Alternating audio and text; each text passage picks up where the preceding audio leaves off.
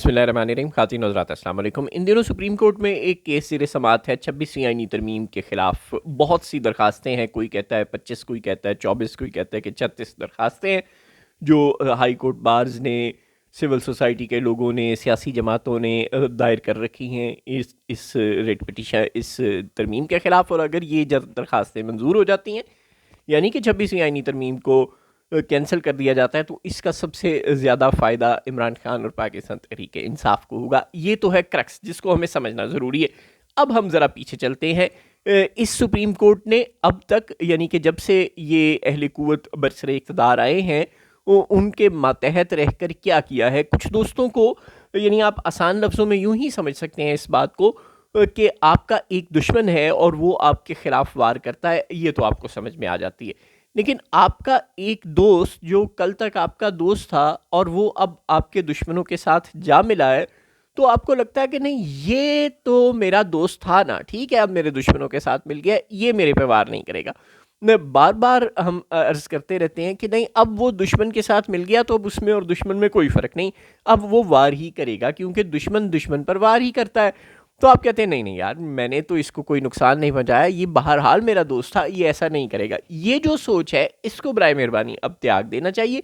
हमारे बहुत से सीनियर सहाफ़ी दोस्त, बहुत से सिविल सोसाइटी, बहुत से सियासी जमातों से ताल्लुक़ रखने वाले दोस्त, बहुत से सीनियर जर्नलिस्ट जो कोर्ट्स को कवर करते हैं, वो अभी तक इस डायलेमा में, इसी पुराने ज़माने में जी रहे हैं, जबकि कोई उनका दोस्त होता था और उनके दुश्मनों के साथ नहीं मिला करता था। आप आसान लफ्ज़ों में समझ लें कि दुश्मन से मुराद इस वक्त वो लोग हैं जो पाकिस्तान के आइन की बुनियादी रूह के ख़िलाफ़ काम कर रहे हैं। और अगर कोई जजेज़ या कोई इदारा अब उनके साथ मिल चुका है, यानी उनका मती बन चुका है, तो फिर पूरा बन चुका है, फिर वो अधूरा मती नहीं है ना।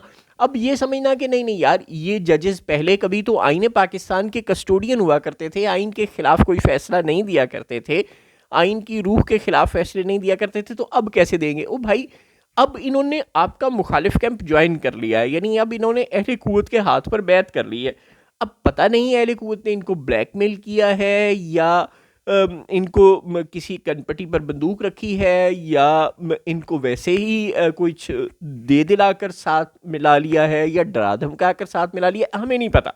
लेकिन अब चूंकि वो अहले कुव्वत के साथ मिल गए हैं, तो अब आपको बार बार अगर ये लगता है कि नहीं, ये हमारे साथ मिल जाएंगे या हमें इतना नुकसान नहीं पहुंचाएंगे, या ये आईने पाकिस्तान की रूह के मुनाफी नहीं जाएंगे, तो ये फिर अहमकों की जन्नत में रहने वाली बात है।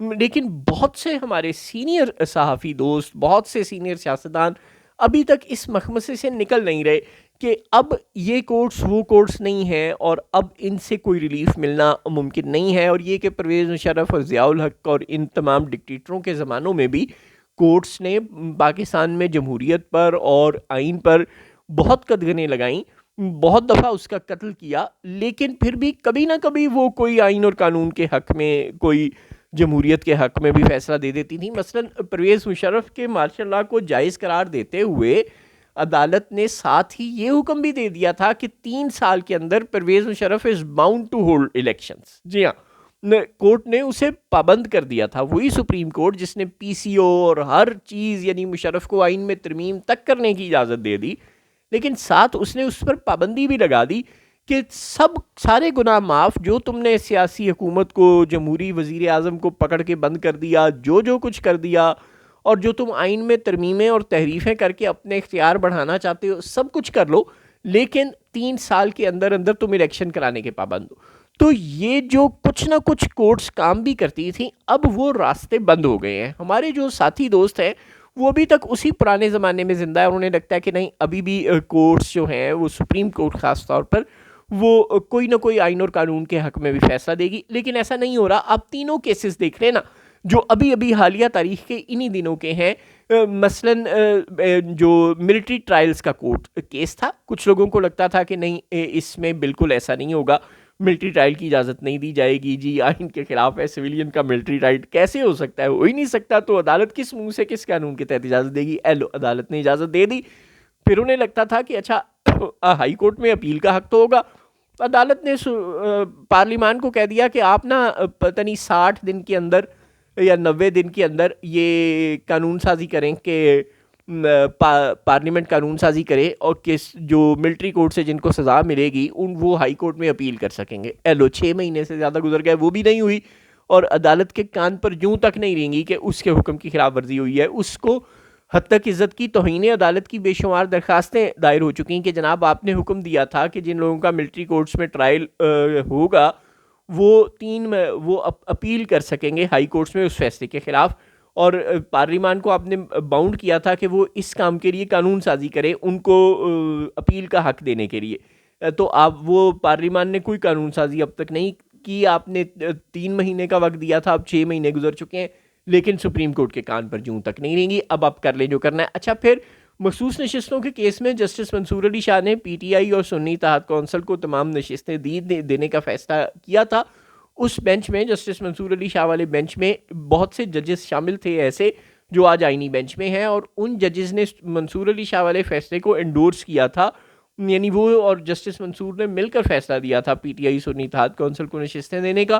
اور اب جب مخصوص نشستوں کا نظر ثانی کیس لگا آئینی بینچ کے سامنے, تو بہت سے لوگوں کو یہ گمان تھا کہ نہیں یہ ججز اپنے ہی فیصلے کے خلاف کیسے چلے جائیں گے, یہ تو خود منصور علی شاہ کے بینچ میں شامل تھے اور انہوں نے تو دینے کا فیصلہ کیا تھا تحریک انصاف کو مخصوص نشستیں. انہوں نے اپنے ہی فیصلے کے خلاف فیصلہ دے دیا, اور انہوں نے کہا کہ ہم پہلے غلط کہہ رہے تھے, جھوٹ بول رہے تھے, اور ہم بالکل شرمندہ بھی نہیں ہیں اپنے اس جھوٹ پر, قوم سے معافی بھی نہیں مانگتے, اور اب نیا فیصلہ لکھ رہے ہیں جس کے مطابق تحریک انصاف اور سنی اتحاد کونسل دونوں ہی آزاد ہیں, کوئی جماعت ہی نہیں ہے, اور ان کو کوئی مخصوص نشست نہیں مل سکتی. اور نہ صرف یہ کہ ان کو نہیں مل سکتی, بلکہ وہ جنہوں نے عام الیکشن میں سیٹیں جیتی ہی نہیں ہیں ان کو ساری کی ساری نشستیں دے دو. اب آپ کر لیں جو کرنا. اچھا, پھر مخصوص نشستوں کے کیس, اور یہ تو چلے دونوں الگ معاملات تھے. اب آ جائیں اپنے ہی پیٹی بھائیوں کے متعلق کیس. عدالت میں کیس چلا ججز کی ٹرانسفر سے متعلق, یعنی ججز دوسرے ہائی کورٹ سے ٹرانسفر ہو کر کسی اور ہائی کورٹ میں آ جائیں تو سینیورٹی لیول متاثر ہو جاتا ہے. اسلام آباد ہائی کورٹ میں ججز ہی صرف 5 ہوتے ہیں, اور ایک چیف جسٹس, 6 جج کل ملا کے فرض کر لیں پرانے نمبروں کے مطابق جو 26ویں آئینی ترمیم سے پہلے تھا. اور لاہور ہائی کورٹ میں کوئی 24-25 ججز ہوتے ہیں. تو اگر لاہور ہائی کورٹ میں جو بندہ 15ویں نمبر پر ہوگا, ہو سکتا ہے وہ 15 سال سے لاہور ہائی کورٹ کا جج ہو, لیکن چونکہ وہ پہلے اس کے اوپر 24 جج ہیں تو وہ ابھی وہاں پہ 15ویں نمبر پر ہوگا سینیورٹی میں. اسلام آباد ہائی کورٹ میں ججز ہی سارے 6 ہیں, تو ہو سکتا ہے کوئی 3 سال سے ہو, کوئی 2 سال سے, کوئی 4 سال سے, کوئی 5 سال سے.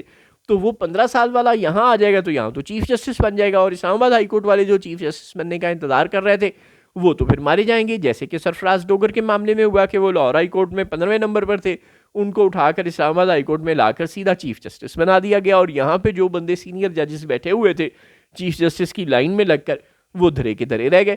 تو یہ ججز ٹرانسفر, یہ آئین میں کوئی اس طرح کی کھلی چھٹی نہیں تھی. وہ یہ تھا کہ آپ کسی اور جج سے, کسی اور ہائی کورٹ سے ٹیمپریریلی کسی کو, یعنی کسی ضرورت کے تحت کہ کوئی ارجنسی پیدا ہو گئی, تو آپ ججز کو ٹرانسفر کر کے یہاں لا سکتے تھے کوئی 2 مہینے 3 مہینے کے لیے, وہ بھی اگر ججز خود اجازت دیں تو ایسے ٹرانسفر کی. اور پھر جب وہ مقصد پورا ہو جائے, یعنی کوئی کیسز کا دباؤ ہے, کوئی ہنگامی مسئلہ ہے, تو اس کے بعد وہ ججز اپنے پیرنٹ ہائی کورٹ میں واپس چلے جائیں گے. یعنی ججز عام سرکاری ملازموں کی طرح نہیں ہوتے نا کہ آپ ان کو جہاں بھی ٹرانسفر کر دیں. مثلا آپ لاہور ہائی کورٹ میں کسی جج کے سامنے کوئی کیس لگا ہوا ہے سرکار کے خلاف, اور وہ کیس سن رہا ہے, تو سرکار کو ہو کہ یہ جج اس کیس بینچ سے الگ ہو جائے, کہیں یہ میرے خلاف فیصلہ نہ دے دے, اور سرکار اس کو اٹھا کر ٹرانسفر کر دے دوسرے ہائی کورٹ میں, تو یہ تو معاملہ غلط ہو گیا نا.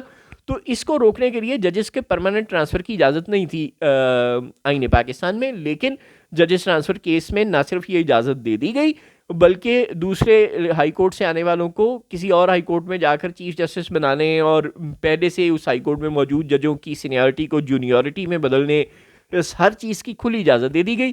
چونکہ اسٹیبلشمنٹ کی خواہش یہی تھی کہ وہ دوسرے ہائی کورٹ سے اپنی مرضی کے ججز کو لا کر ایسے ہائی کورٹس میں لگا دے, چیف جسٹس کے عہدوں پر خاص طور پہ لگا دے, جہاں اس کو اپنی مرضی کے فیصلے لینے ہوں. اور بلوچستان میں جسٹس روزی, پشاور ہائی کورٹ میں جسٹس عتیق, جو اب پی ٹی آئی کو ٹف ٹائم دے رہے ہیں وزیر اعلیٰ کے حلف کے معاملے میں, اسی طرح لاہور ہائی کورٹ میں جسٹس عالیہ, اور اسلام آباد ہائی کورٹ میں جسٹس سرفراز ڈوگر. یعنی ہر معاملہ اپنا فکس کر لیا گیا, اور ہمارے بہت سے دوستوں کو یہ شک تھا کہ نہیں ایسا نہیں ہوگا, اور دیکھیں سب کچھ ہو گیا نا, تینوں کیسز آپ کے سامنے نظیریں رکھ دی. اب آپ آ جائیں اس وقت 26ویں آئینی ترمیم کے خلاف. کچھ لوگوں کو لگ رہا ہے کہ یہ 26ویں آئینی ترمیم کا کیس لگا دیں گی پرانے فل بینچ کے سامنے, یعنی جو 26ویں آئینی ترمیم سے پہلے سپریم کورٹ میں 17 ججز تھے ان کے سامنے یہ کیس لگنا چاہیے. ہونا تو ایسے ہی چاہیے نا کہ 26ویں آئینی ترمیم کے خلاف اپیلیں سننے والے وہ کیسے ہو سکتے ہیں جو 26ویں آئینی ترمیم کی گود سے پیدا ہوئے ہوں, جو 26ویں آئینی ترمیم نے جنم دیا ہے. جو آئینی بینچ 26ویں آئینی ترمیم کے نتیجے میں بنا ہے وہی 26ویں آئینی ترمیم کا کیس سنے گا تو وہ تو اس کو ٹھیک ہی قرار دے گا نا. یعنی آپ اپنی پیدائش کے مقصد کو غلط تو نہیں نہ قرار دیں گے. تو 26ویں آئینی ترمیم کے نتیجے میں بننے والا آئینی بینچ 26ویں آئینی ترمیم کو غلط تو قرار دینے سے رہا. لہٰذا کچھ لوگوں کو لگتا ہے کہ ہم یہ بات آئینی بینچ کو سمجھا لیں گے اور وہ خود ریکیوز کر دیں گے اور وہ یہ کیس فل کورٹ کو, یعنی اس فل کورٹ کو بھیج دیں گے جو 26ویں آئینی ترمیم سے پہلے سپریم کورٹ میں موجود تھا. لیکن ایسا نہیں ہوگا, یہ بھی آپ لکھ کر رکھ لیں, ایسا کچھ نہیں ہوگا.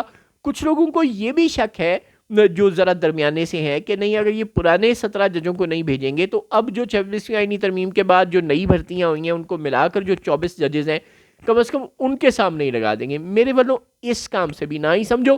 اب یہ جو ادارے ہیں یہ مکمل کمپرومائزڈ ہیں, یہ مکمل اہل قوت کے متی ہیں. آپ کو ان سے کسی قسم کے کوئی ریلیف, کوئی سچ, کوئی حق کے ساتھ کھڑے ہونے کی توقع ہی نہیں کرنی چاہیے.